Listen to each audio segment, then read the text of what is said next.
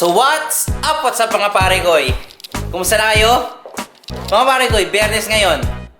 Grabe, matatapos na ang linggo. Biyernes na kaagad.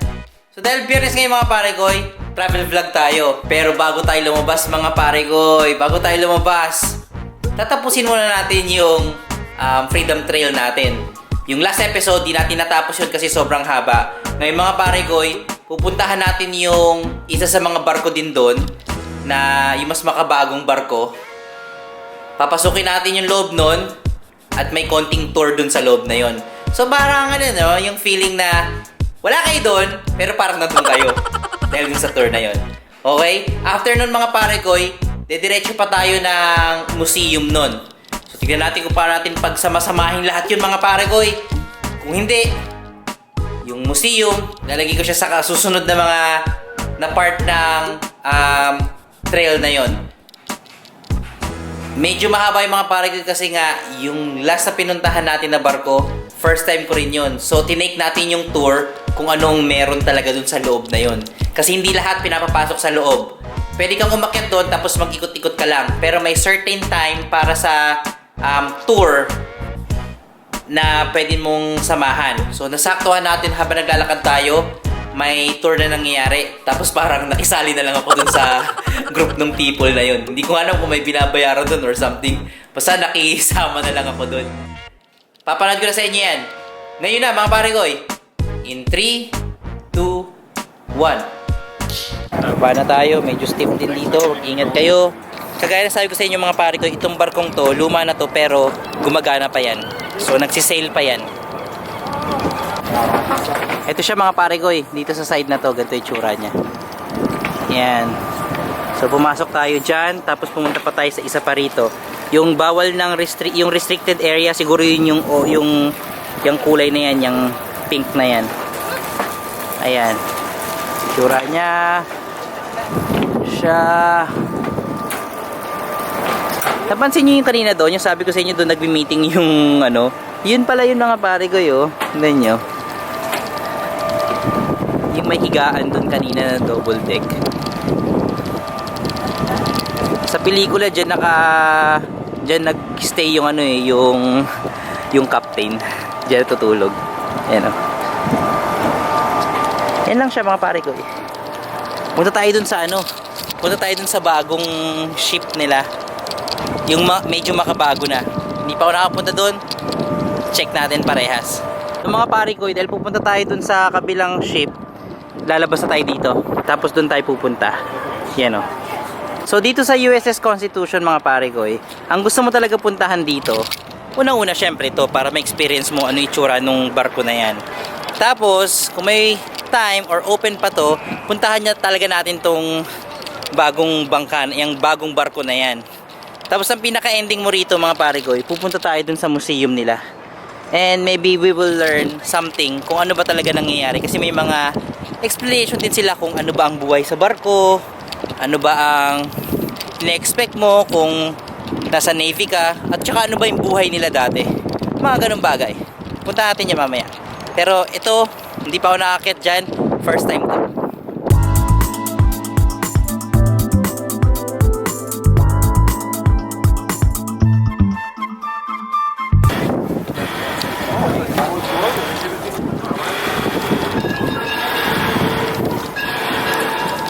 USS Kasin Young DD-793. Tanong natin kung pwede mag-video. Sir, is it okay to take videos here? It sure is. Thank you, sir. Thank you, sir.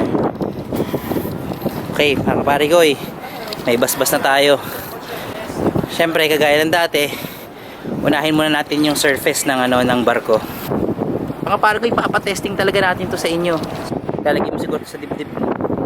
Tapos, ganyan to makikita nyo dyan mga pare ko. Yan. Tapos yan. May tsura nyan. Nandito yung bala. Tapos, malaki yan mga pare ko. Yan. Tayo. I'm the king of the world. Yan. Tingin ko na. Actually, alam mo, silipin na natin kung anong meron dito. Para makita nyo kung ano ba yung itsura nung nagko-control na itong ano na to, itong panira na to. Ayan, simple lang pala mga pare ko eh. Yan. So ito yung ano, yan yung bare, yung ano, kanyon. Tapos ito yung bala. Ayan, ang laki oh. Go on your own. Pasok tayo rito. Medyo ito, ang daming bala oh. Ayun, kanina hindi ko nataasan yung ISO natin mga pare ko, kaya ang dilim-dilim dun sa kabila. Pero anyway, yan yung bala, lalagay mo dito. Tapos iikot mo siguro yan or something ganyan. Okay? Okay. Ito mga pare ko, parang torpedo yan oh. Oh. Ayan. Okay. Supply operation. Dito siguro sila nakikipag-communicate. Ito yung sick bay nila pag may sakit. Ito yung dyan sila ginagamot. Ito yung battery charge locker. So, lahat ng mga baterya siguro nila na kailangan. Dito charge. Malamang. Tapos dito, dito yung communication nila. Ayan o. Nanig nyo yung code. Dito tayo, balik tayo sa kabilang side mga pare ko eh. Okay, ito, panibago na ng mga parang ano to. Ito yung anti-submarine torpedo launcher nila. Ginamit to World War II mga pare ko eh. Ito yung itsura. May panibago na naman dito mga pare itsura dito sa taas oh. Hindi ko na kung pwede tayo umakit sa taas, pero silipin natin to. Pero na naman dito eh. Dito, siguro dito sila nagluluto ng mga bread nila or something nakakainin nila. Kasi may mga masahan eh. Ayan o. All that does, we are all standing exactly where the kamikaze hit the ship July 30th, 1945 off the coast of Okinawa and killed the 22 guys there on our little plaque. Middle of the night, East Coast, kamikaze attack. One plane manages to get through all the gunfire, comes in low to the ocean and hits the lifeboat right about here. Smashes into this part of the ship, 100-pound bomb explodes, kills 10 guys out in the engine room instantly and another 12 guys in the immediate area. Now, as soon as that happened, the ship was basically out of the war. The ship was brought back into Okinawa, which is only about 5 miles away. Stayed there for about a week. Was repaired as best they could, and then it set sail for Saipan with a convoy, and the following week it arrived at Saipan, and the next day the war ended. Now we're going to go down below. If you're going to join the tour, it is 45 minutes long. We have 4 ladders to deal with, 2 down and 2 up. 2 up pretty easy, they're at the end of the tour. 1 right away down and 1 in the middle of the tour down. It was a little bit more difficult, but not much. Let's go. Sama natin tayo mga pare ko, isama tayo sa kanya. Gusto kong matutunan to. So mga pare ko, mas lalo lang naging interesting tong pagsakay natin dito kasi itong barko na to is the same na barko na lumaban sa Pacific ng World War II. Can you imagine dan mga pare ko? Ito yung barko na lumaban doon. So in-explain niya lang sa atin na yung mga Hapon daw kasi magpa-fly sila ng mga jet nila. Ang tawag nilang kamikaze kasi yun yung magsusuicide sila para lang masira yung isang barko. So maraming namatay dito. Pero na-repair siya tapos binalik siya dito. Can I take video, sir? Sure. Okay, meron na tayong basbas sa kanya mga pare ko. So medyo kakaiba lang yung pagbaba rito. Kung kailangan nating gumanyan, baliktad, at nandito na tayo. History of the ship in a nutshell: it was built in 1943 in San Pedro, California. In 7 months. It served in the Pacific War 44 and 45 until it was hit by the kamikaze. Then it was taken out of service about October or November of 45, and taken out of service for 5 years. Wasn't used again until 1951 for the Korean War. Served in Korea with maybe 24 other destroyers for 2 or 3 months. And it was off to the Atlantic, Mediterranean, actually sailed around the world once in the 50s. But by 1960 in April, it was too old and too bad, beaten up, and so it was taken out of service for good. You are standing on a Fletcher-class destroyer, and they built 14 Fletcher-class destroyers in this yard during the war. 175 were built around the country, 14 of them built here. The crew on the ship during the war was 325, so it was crowded.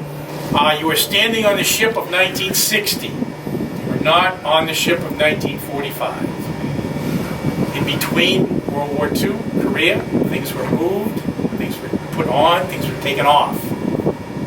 So when we walk around, consider that it is 1959, 1960, not 45. This compartment, probably the most important on the ship, houses the ship's master compass. All of those dials in there work various things on the ship. But the important monster in the middle of the room is the 8-foot by 5-foot by whatever foot state-of-the-art analog computer, 1943. All those dials on the top of that machine can be maneuvered, and all of your 5-inch guns on the main deck, the big ones, can be moved in sync together at a target. Those dials are fed information from up on top of the ship to the people in here. They are moving the dials to coordinates of targets. 10 guys in there are working under conditions in the South Pacific. It's 90, 95, 100, 110 degrees. There's no air conditioning.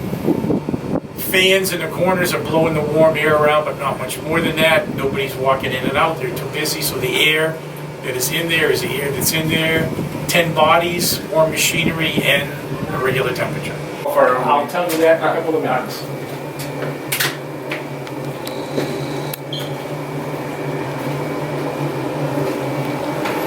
Diretso tayo dito mga pare ko eh. Sabi niya itong lugar na to, sa mga opisyal lang to. Pag nahuli ka daw dito, malaki ang punishment mo. Nung araw na yun, pupunta ka dito nung walang dahilan. May 3 dahilan lang daw kung para pwede kang makapunta rito sa lugar na to. Una is messenger ka. Pangalawa, janitor ka. Pangatlo is pag in trouble ka. Pinatawag ka ng opisyal. Ganun kalupit. So itong ano na to, lugar na to, o itong room na to, opisyal lang din daw to. Yan, second in command na opisyal dito. Malaki yung ano nila, yung room niya, kasi nag-interrogate siya rito ng mga tao nila. Diretso na kayo dito. Yan, meron din ganyan. Meron din ganyan. Meron silang fountain dito. Is this one been here ever since? There's fountain? Not in the 40s. Okay, 50s daw yun. Ayan, tapos meron din silang ganyan. Meron din silang ganyan. Parang ito yung restroom nila mga pare ko eh. Mga bala na naman to mga pare ko. Ayan, mga bala. This is an ammunition handling room. There are 5 of these on board the ship because there are 5 big guns. One of those big guns is right up above us. The whole system for the big gun is the gun itself, ammunition handling room, and down below in the magazine where all the shells are. So you have 20 to 25 guys who are working as a team to fire each weapon, each gun. Now these guns are your first line of offense and defense. They can fire 5 miles at an air target and 9 miles at a land. The machine guns can only shoot 3.5 miles at the most. So you have to keep these firing if you're in a fight. All 5 of them. Mga pare ko, dahil restricted tong lugar na to, sabi niya kanina, may mga nag-serve ng war dati na pumunta rito ng mga 40s, 50s, 60s. Sabi daw nila sa kanya, first time lang rin nilang nakapunta rito na nag-serve sila ng army or ng navy nung time na yun. Kaya very restricted tong ano na to, tong lugar na to. Swerte tayo ngayon na experience natin to. You're lifting 43-pound shells, almost 40-pound canisters of gunpowder. You're balancing them on a moving ship. You could be bouncing around, make a turn, you hit a wave. You could be thrown into this machine at just the wrong angle. Broken arm, broken fingers, banged skull, banged ribs. Anything can happen. It's nothing Oh, to nakita niyo yung mga pare ko, sa ilalim daw, andun lahat ng mga shells. It's not being fired So ngayon, every once in a feeling ko while. iyang bagay, iyang ano na yan, mechanic na yan. At least. May ano eh, may motion eh, so parang sa bowling. Puro from dun sa ilalim, pupunta dyan yung mga bala. All gone. Imbis na dalhin nila isa-isa yan dito. So they have to, down below, they have to keep sending out more. Oh, yan oh, nagsisend nga daw sila dyan. They're about So ito yung tsura dito mga pare ko eh. Sa taas na ito, yan na yung mga barel. Tapos ito yung mga higaan nila ng mga yung sinasabi niyang mga nagtatrabaho dito. Yan, may mga higaan sila dyan. Tapos dito tayo, meron ditong chairs. the chiefs are the guys who run the ship. Commander of the ship commands it, but the chiefs run it. 70 degrees, 90. The chiefs run the ship because they have been in the Navy for 10, 20, 25, 30 years. That's how they became chiefs. They've gone up the ranks. They know everything mechanical about the ship. That's why they're chiefs. They are here to make sure everything runs smoothly, and if it's not running smoothly, to fix it. So the captain and the XO command the ship, the chiefs run the ship. Now the difference is between, well, you're still an officer country. You do not come here unless you're invited. These are the non-commissioned officers. Those guys over there are the commissioned officers. The difference, especially in World War II, was education and age. Those guys are straight out of college, 20s. These guys are workaday guys, 30s, 40s, 50s. These people do not mesh. They don't hang out together usually. Two different kinds of people. They do have to work together to make the ship operate, and the captain and the XO make sure that happens. But as for hanging out together, not really. Tapos na tayo dito, diretso tayo doon. Pare ko yung refrigerator oh. Lumang refrigerator. Yeah. Okay, so bababa ulit tayo dito. Meron na naman ditong mga lababong ganyan. May mga salamin. Ba tayo dito.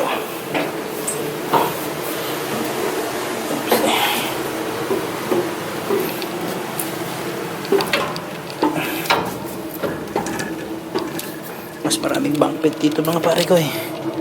Ayan, bunk bed. You are no longer an officer country. Hindi na tayo officer dito. Where the regular guys slept. This compartment is the smallest on the ship now for bunks. It has 21, I think, 27 behind me. We've got about 50 guys here. The rest of the crew sleeps in the rear of the ship. Way back. There are 3 consecutive compartments back there exactly like this, only each one is 5 times bigger.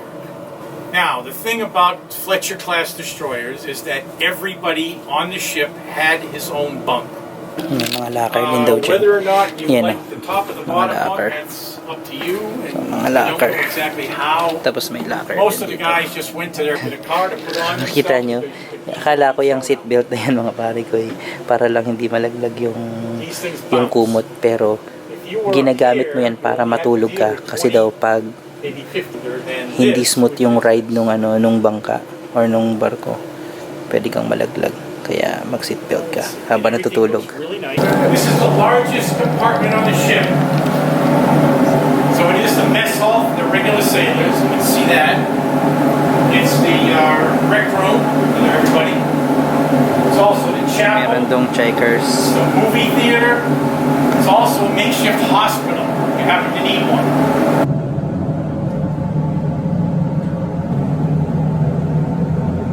So the Fletchers were fast, they were tough, had a lot of firepower, almost a perfect fighting machine for what it was supposed to do. But it was not a perfect living machine, and you do have to live on the ship 95% of the time and fight 5%. The protective armament on the whole ship is 5/8 of an inch. That's nothing. That's why they call these things tin cans. They were tin cans. If you were diving behind something, plane coming down and shooting, then you were diving behind really nothing. No protection. That's why they were fast. They were light. In order to be fast, you have to be light. So mga pare ko, tapos na yung tour natin. Ito na yung pinaka-last na leg ng tour natin. Akit na tayo, tapos ikot ko lang kayo ng konti dun sa taas. Tapos, batsi na tayo.